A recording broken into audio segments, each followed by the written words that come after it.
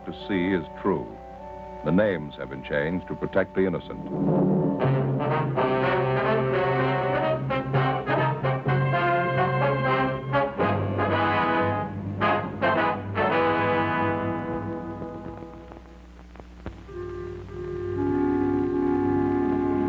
This is the city. Los Angeles, California. I work here.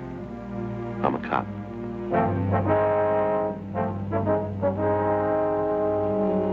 It was Wednesday, June 3rd. It was hot in Los Angeles. We were working the day watch out of robbery detail. My partner's Frank Smith.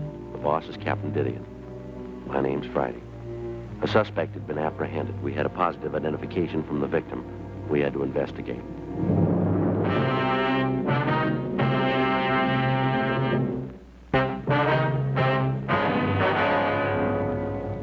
Hi, Joe. Joe. Hi. Hi. Glad you're in early. That stuff is floating all over the squad room. Yeah. Thought for a minute it was Ann's handwriting, but it isn't. Somebody you know? Yeah. You're early. Yeah.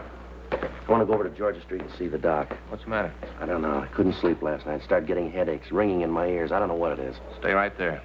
What? Got it in my locker. Fix you right up. What are you talking about? The headaches get worse when you move around, huh? What? When you move around, your head feels worse? Yeah. Feels like it's going to blow up? Yeah. Uh-huh. Glad you came to me, Joe. I know what it is. Got the stuff right here.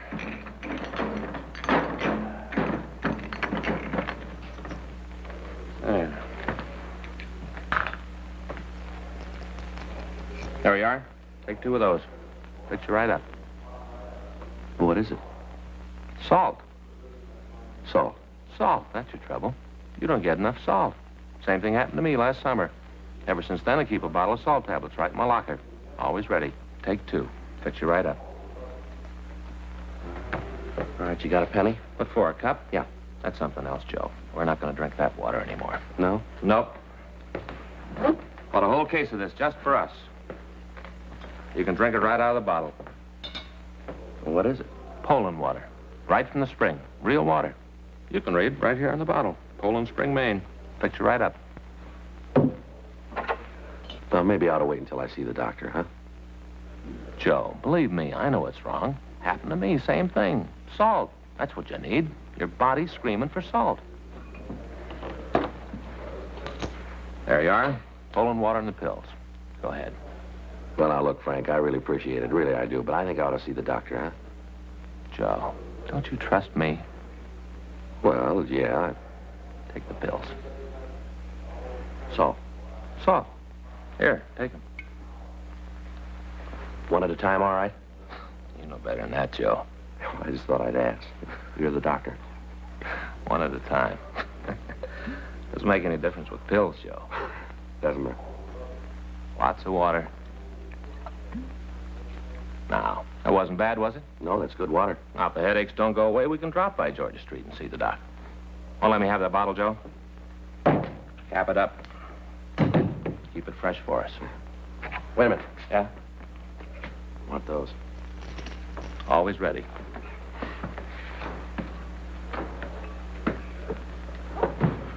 Anything doing?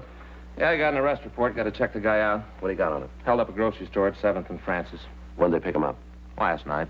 Victim saw him on the street, called a radio car. They took him into custody and booked him. Well, we might as well go talk to him, huh? See what he's got to say. Now, look, after we get through, we can drop by the hospital if you still got the headaches. This shouldn't take too long. Yeah? Sure, guy's already confessed.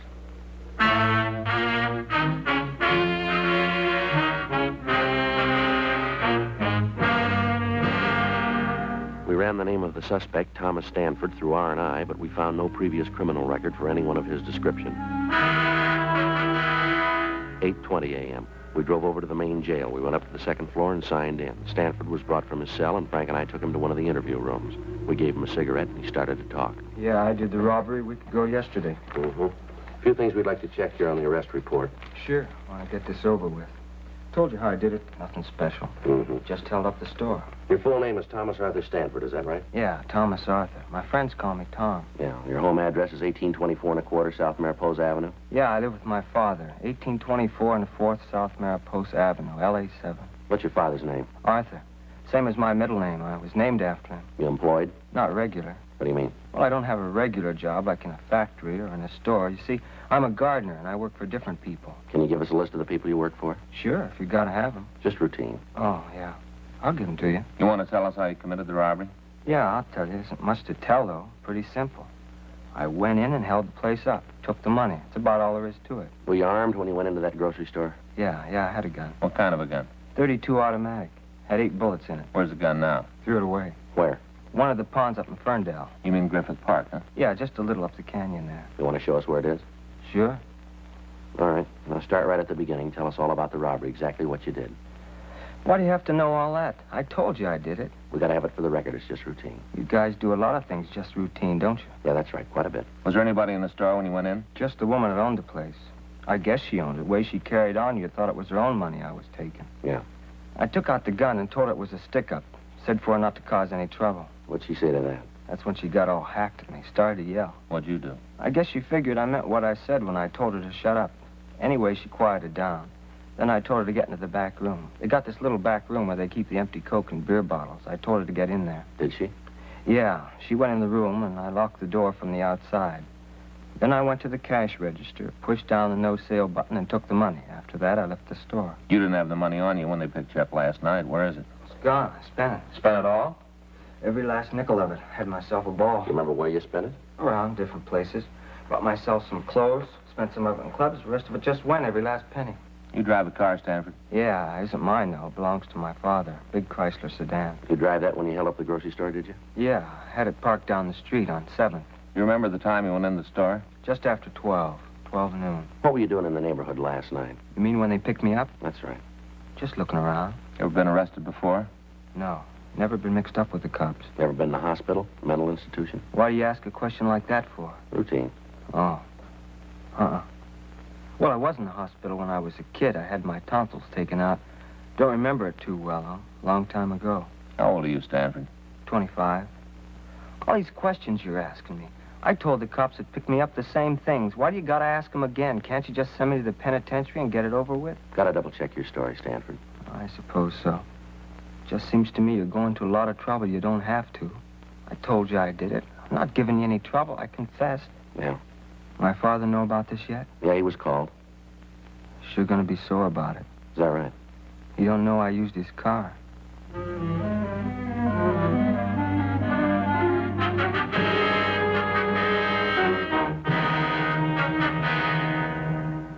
"9:15 a.m. We checked the suspect out of the main jail, and we took him over to the store that had been robbed. While Frank waited in the car, I went in and talked to the victim, a Mrs. Alice Kenwood. I told her we would bring the suspect into the store and ask him several questions about the robbery.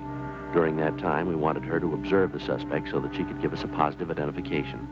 She agreed and said that she would do anything she could to help us in the investigation. Miss Kenwood, this is my partner, Frank Smith. How you do, man? What are you bringing me here for? What are you trying to prove? I'd like to have you explain a few things for us. I told you all I could. I said I did the robbery. Isn't that enough? Just a couple of things we'd like to clear up here. What things?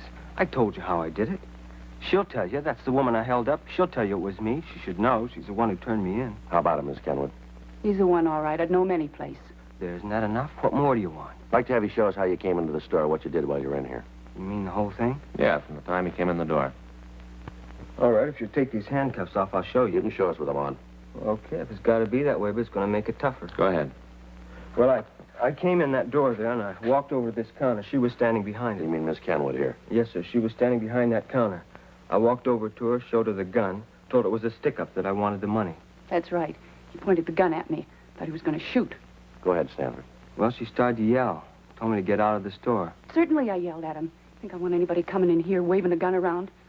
If my husband was here, he'd show you good. See what I mean? Never saw a woman that can yell so much. Go ahead, Stanford. What'd you do then? When I told her if she didn't keep quiet, I'd have to shoot her. Then I told her to get in the back room. Now, just hold on a minute. He's not only a thief, he's a liar, too.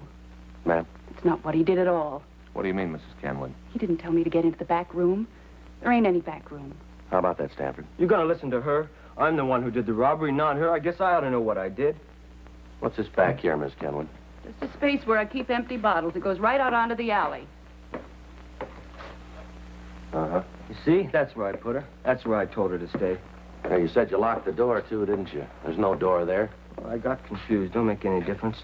I put her back there and told her to stay there until I got out of the store. That's a lie. You did no such thing. You told me to get down on the floor and cover my face. Then you went over to the cash register and you took the money.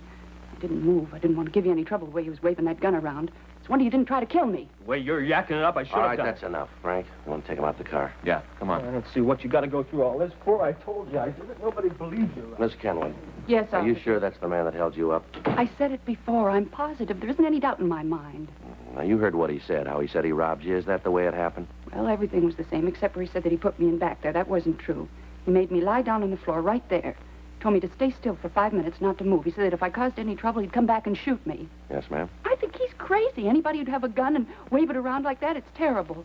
Wish my husband was here. He'd show that snip.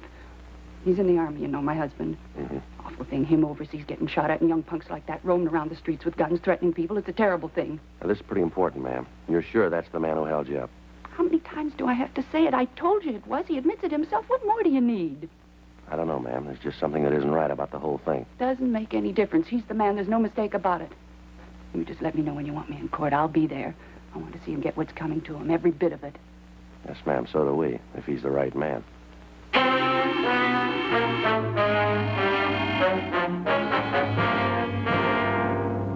12:22 p.m. We drove the suspect back to the city hall for further questioning. Frank took him to the interrogation room, and I checked into the squad room. Pardon me. Yes, sir? Are you Sergeant Friday? Yes, sir. Something I can do for you? I'm Arthur Stanford, Tom's father. Oh, yes, sir. I understand my son's here, that right? Yes, sir, he's here. I wonder if I could see him, talk to him. Yes, sir, he's right down the hall here.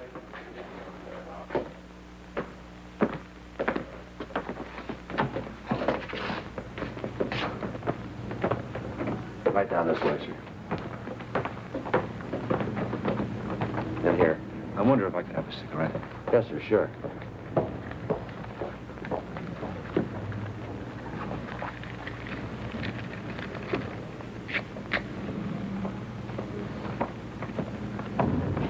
Thank you, Harry.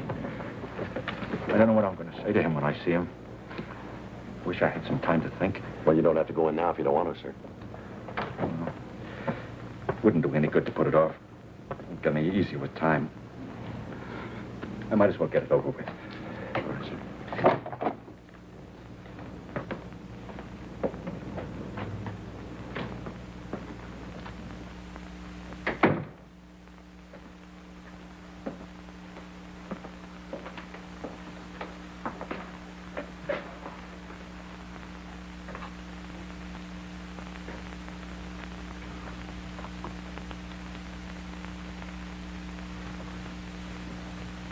Hi, Pop.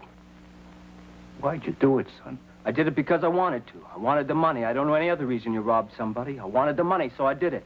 You could have come to me. I'd have tried to get the money for you.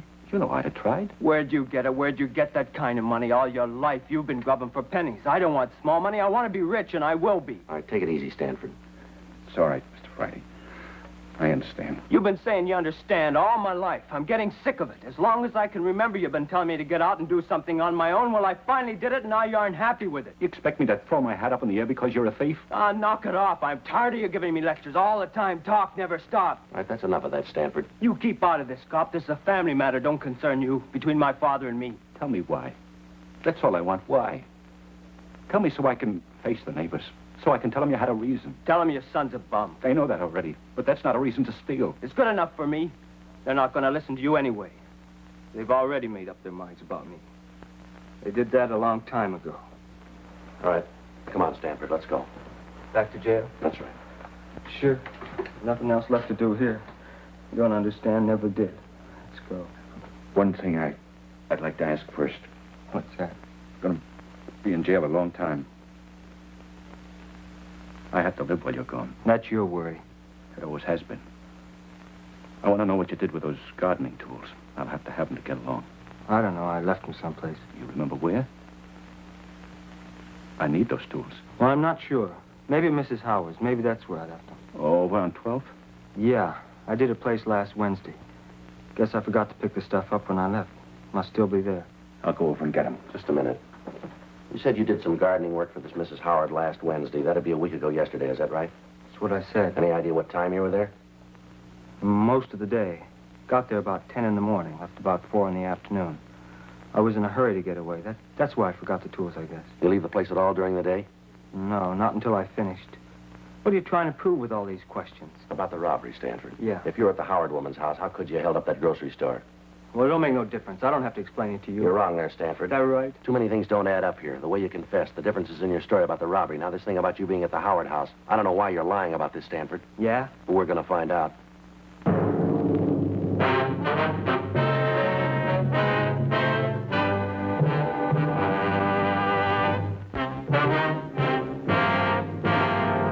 We continued to talk to the suspect, Thomas Stanford, for another hour. He refused to say anything about the conflicting aspects of his story. His father pleaded with him to tell us the truth, but other than admitting he was responsible for the grocery store robbery, he'd say nothing. We got the address of the house where Stanford said he had left the gardening tools. Yes, Miss Howard? that's right. Did you want something? Police officers, ma'am, we'd like to talk to you. Police? What do you want to see me for? About a man who did some work for you, Thomas Stanford. Oh, yes. Come in, won't you? Thank you. Thank you, ma'am. This is my partner, Frank Smith, Miss Howard. My name's Friday. How do you do, ma'am? Just sit down there. I'm having a late lunch. Can I get you anything? No, thank you, ma'am. You sure you wouldn't like a glass of iced tea? Something like that? No, ma'am. Thanks very much. Do you mind if I go on with my lunch while we talk? I've been eating later since this daylight saving time came in. I just can't get it straight yet. I never could get it straight in time my dude's over. Yes, ma'am. Now, about this man, Stanford. Oh, Tom. Oh, yes, he's a good gardener. Oh, he does such a good job on the place. You should walk around the grounds. Oh, he does a beautiful job. Yes, ma'am. Could you tell us when he was here last? Well, I'll have to think about that. Now, let's see. It was a week ago yesterday. That's right. Last Wednesday. He comes once a week. He should have been here yesterday. I phoned his house when he didn't show up, but there was no answer. Probably forgot. He's very forgetful, you know. That right? Oh, yes. Take the last time he was here. He forgot all of his tools. He walked right off. He left them on the lawn. Had to take them all back to the garage. Right, left them right out in front of the place. Mm-hmm. I don't know that I should say it, though. What's that, Miss Howard? Well, frankly, I've never felt that Tom was real bright. He seemed a little backward. How do you mean backward? Well, when it came to thinking out things for himself, he just couldn't handle it. If you told him to do something, he'd do it. And he'd never vary from the way you told him to do it. Yes, ma'am. But ask him to figure something out, and he was just dead. Seemed like the motor was going, but he couldn't get the clutch out. Do you remember what time he was here on Wednesday? Well, now, let me see. It was about 10 o'clock in the morning. It was right after that radio program about the Friends. I'd just been listening to that when he got here, and it goes off at 10. Have you ever heard it? No, ma'am. Well, you should listen sometime. They do it in New York. It's all about friends. These people tell why they need a friend to help them out of trouble. I listen every morning. Makes me feel pretty lucky. These poor people, I certainly appreciate what I've got when I hear what they have to say. Was Stanford here all day, ma'am? Yes, all day. He didn't leave until, let me see. Oh, I guess it was about 5 o'clock, somewheres in there. Right before the 5 o'clock news. Just before that he left. Yes, ma'am. Well, is it possible that Stanford could have gotten away from the yard at all between 10 and 5? No. He was here all the time. I'm sure of that. All right, ma'am. Thank you very much. But what's this all about? Is Tom in some sort of trouble? It's just a routine investigation, ma'am. I'm going to give you one of our cards, Mrs. Howard, in case you should think of anything else. Thank you. Yes, ma'am. Michigan 5211, is that right? Yes, ma'am. Just ask for Robbery Division. That's extension 2511. It's right on the card there. I see. Poor Tom, all this trouble. It's too bad. Yes, ma'am. Wish this were New York. Ma'am? Well, if it were New York, we could do something for him. Well, how's that? That program about the Friends. Yeah. Tom could sure use one.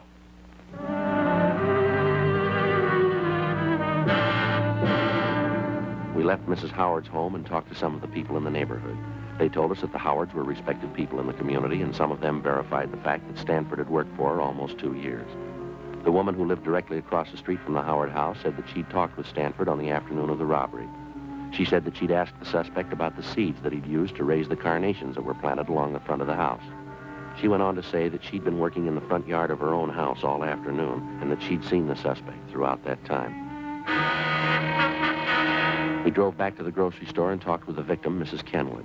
Under questioning, she admitted that she could have made a mistake about the identification, but she said that if she was wrong, the thief could act as a double for Tom Stanford. 10:30 p.m. We drove back to the main jail to talk to the suspect. We took him to the interview room. He was sullen and refused to answer our questions. Stanford? Yeah? I'd like to have you tell us the truth this time. I told you. It isn't my fault if you don't believe me.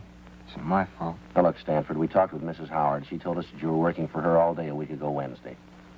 So? What's that prove? You admit that's true, then, huh? Sure, it's true.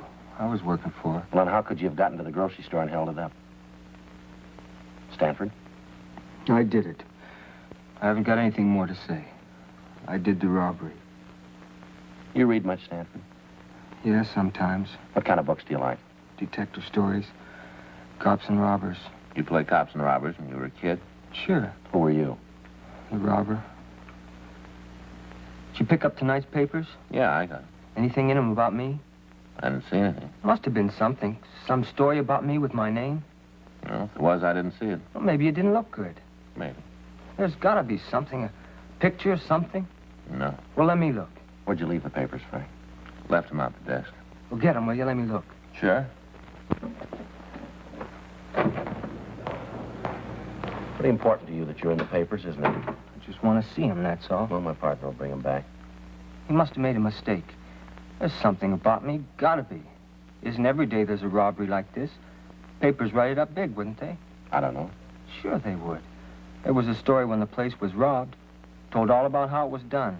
Just a little story. But now you've got me, seems like they should have a picture. Here it is. Let's see. Nothing on the first page. The robbery happened a week ago. It's old news. Yeah, but you guys just caught me last night. Man.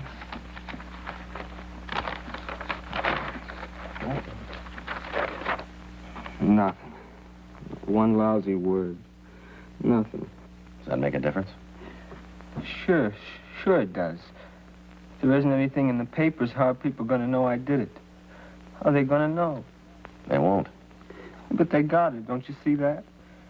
If they don't know that I did the robbery, there ain't no reason for it.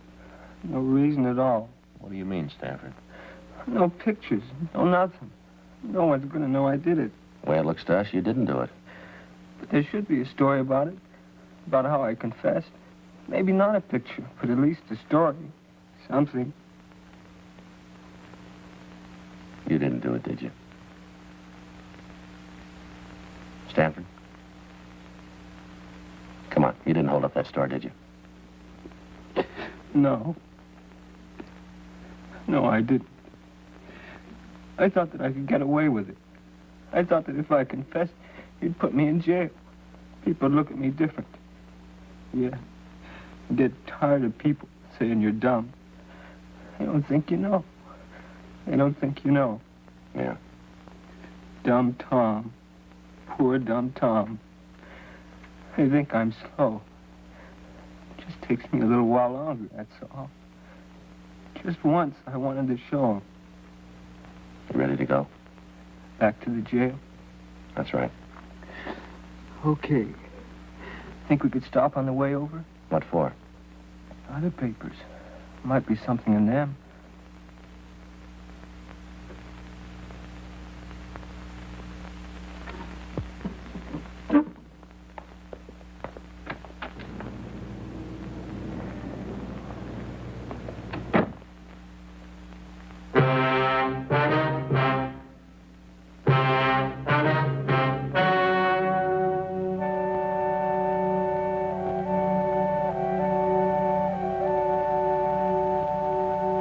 On June 4th, a meeting was held in the district attorney's office, city and county of Los Angeles, state of California. In a moment, the results of that meeting.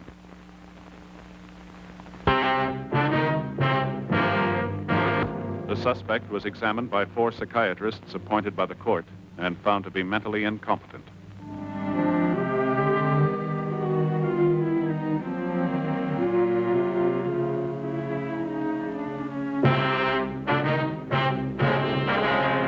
Months later, James R. Rogers was apprehended while attempting to hold up a liquor store at the corner of 3rd and Temple Streets. While being interrogated, he confessed to committing the robbery of which Stanford had been accused. When the victim, Mrs. Alice Kenwood, was confronted with Rogers, she admitted that it was a case of mistaken identity. Rogers was tried and convicted of robbery in the 1st degree and received sentence as prescribed by law. First-degree robbery is punishable by imprisonment in the state penitentiary for a period of not less than 5 years.